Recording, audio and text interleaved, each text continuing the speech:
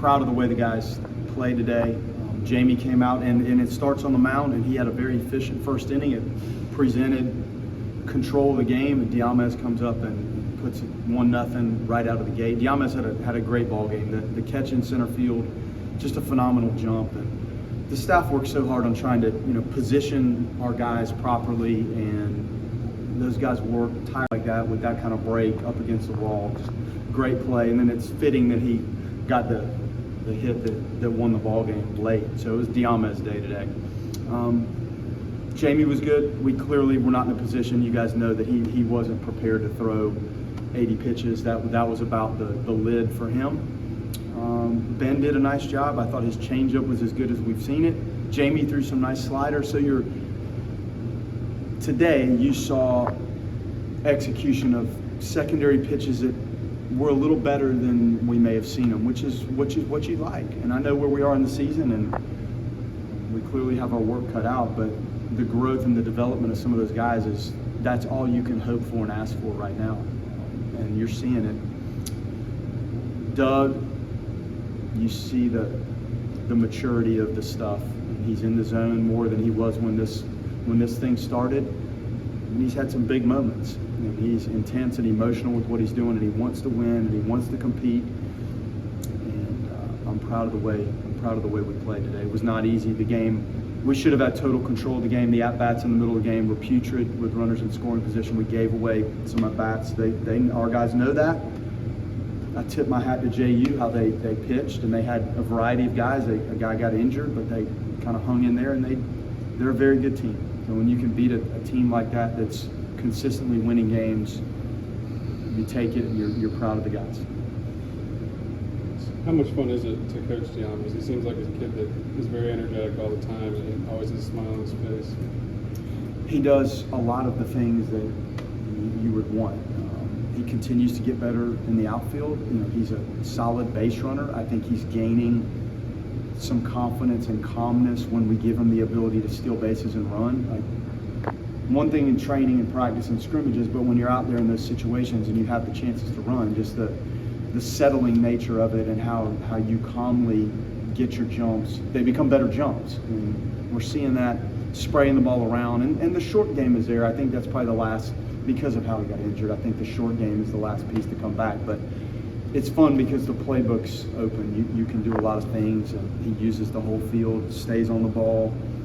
So it's fun. It's fun to watch, and I'm happy of seeing him back to where we saw him when this whole thing started. You talked about, the middle innings and maybe wasting some of the chances of not coming through. Yeah. But then you have two out RBI in the seventh, yeah. two out in the RBI in the eighth. I guess how nice is it? That's been a Achilles heel, kind of coming through in that moment and changing that a bit. Yeah, why there were some guys that had really good at bats at periods of the game that had chances in the middle to blow this thing open and didn't. And expanding the zone early in the count, some strange takes on some hittable fastballs, but then some of those same guys came up and answered. So that is why it's called an average, and you have to take some of the good with the bad, but it shouldn't be really a result of poor swing decisions or poor take decisions. Like, if you line out, you line out. But I thought we gave away some things, maybe trying to do a little bit too much when you see the expansion of the zone and kind of taking some weird pitches. You almost feel that they're overthinking the at-bat a little bit and get themselves into chasing a little bit or taking something that's very hittable instead of just maintaining their overall approach throughout the course of the at-bat, which is simply pitch by pitch of the at-bat, regardless of where the runners are. What do these last 4 games do for the confidence of the team going back into conference play? Well, it feels good. Make no mistake, it hasn't been pleasant walking out of here the majority of the time. You guys know that. I know it. They know it. So when you get to walk out of here with the feeling of accomplishment and you did it and you stuck in it and you came back in a game and won the game, it's really good. Now, our work is cut out as much as anybody's work has ever been cut out. And we know that. And we know that that's a good team coming in. They had a really good team last year. And we've faced good teams all year. When things click and we get good starting pitching, we've got enough in the bullpen to handle it. things have to go well for us. So the confidence in having that feeling for several games in a row, like this is what it should look like. Today, there were some moments, maybe not, but overall in the last 4 games or so, that's really what it should look like. So I hope that that's the conveyor into the weekend playing a really good team. And it's good to have them here. You know, when you play and practice on artificial turf every game, you know, and I've been in that situation, and then you get in here, like you hope some of the things that we have at our home stadium provide an opportunity to have an added edge that you need against a team that is that talented.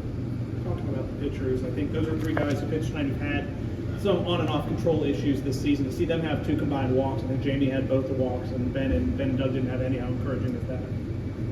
It's great. And those are freshmen that we're leaning on, and we've leaned on them. And when you've been going at it like they've been going at it, sometimes, unfortunately, you can see the freshmen wear down a little bit at this point, not from workload, but just from intensity and throwing out of the bullpen, which is different. And this weight room, like 3 days a week, is different, and the drills are different, and the practice. So to see them actually climb the ladder right now, it's a tribute to Chuck.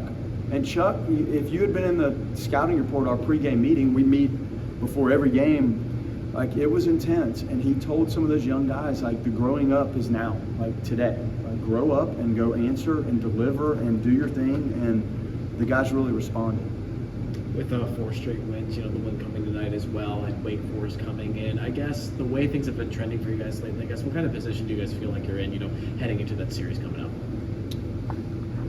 Well, it feels good, like to string some things together and play well. Like sometimes you play well and lose a game, but you can still play well and sporadically lose a ball game and still feel okay. But this has been playing well and winning. Now, the navigation of that club that's coming in here, they're very, very, very talented. I think last year going to Knoxville and dealing with that group at the end, I think it has that similar sense of like just how talented they are. But we don't have to match their season. Like we have to find a way to beat them 1 game at a time.